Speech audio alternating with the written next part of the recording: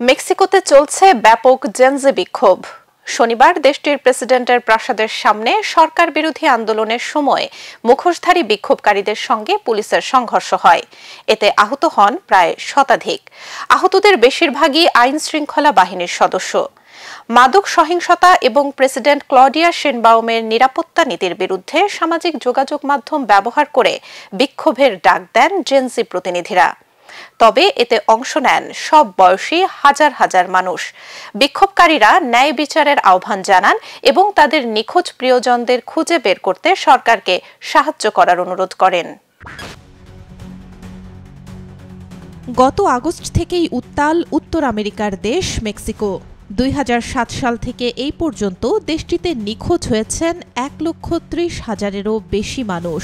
নিখোঁজদের জোর করে মাদক কার্টেলে নিয়োগ করা হয় অথবা মাদকের বিরোধিতা করায় হত্যা করা হয়। ওই সময় তৎকালীন প্রেসিডেন্ট ফেলিপে কালদেরন তার মাদক বিরোধী যুদ্ধ ঘোষণা করেন। যেখানে মাদক কার্টেল ও সংগঠিত অপরাধ চক্রই অপরাধী, সেখানে দায়ী করা হয় নিরাপত্তা বাহিনীকে।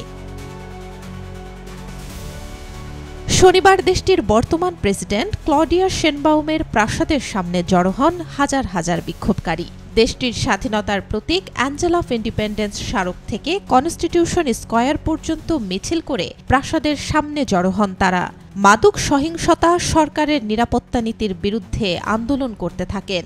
বিক্ষোভকারীরা জানান, দুর্নীতি, ক্ষমতার অপব্যবহার এবং সহিংস অপরাধে দায়মুক্তির বিরুদ্ধে তারা প্রতিবাদ করছেন। ন্যায় বিচার প্রতিষ্ঠা এবং নিখোঁজ প্রিয়জনদের খুঁজে দেয়ার আহ্বান জানাতে থাকেন বিক্ষোভকারীরা।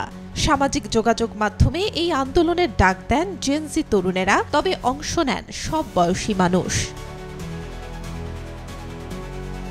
শুরুতে শান্তিপূর্ণ থাকলেও পরে ব্ল্যাক ব্লক হিসেবে পরিচিত মুখোশধারী একদল বিক্ষোভকারী নিরাপত্তা বেষ্টনী ভেঙে পাথর ছোড়ে এবং এক পর্যায়ে পুলিশের ওপর চড়াও হয়। সংঘর্ষে কমপক্ষে ১২০ জন আহত হন, যাদের মধ্যে ১০০ জনই পুলিশ সদস্য।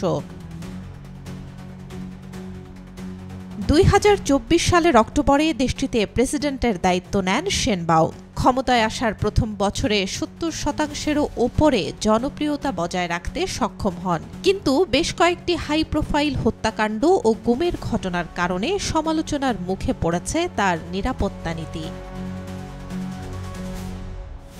পুলিশ জানায়, প্রায় কয়েক ঘণ্টা শান্তিপূর্ণ আন্দোলন চলার পর তা সংঘর্ষে রূপ নেয়। পরিস্থিতি নিয়ন্ত্রণে টিয়ার গ্যাস গ্রেনেড ছোড়ে পুলিশ। গ্রেপ্তার করা হয় ২০ জন বিক্ষোভকারীকে। Desk report, B news 24।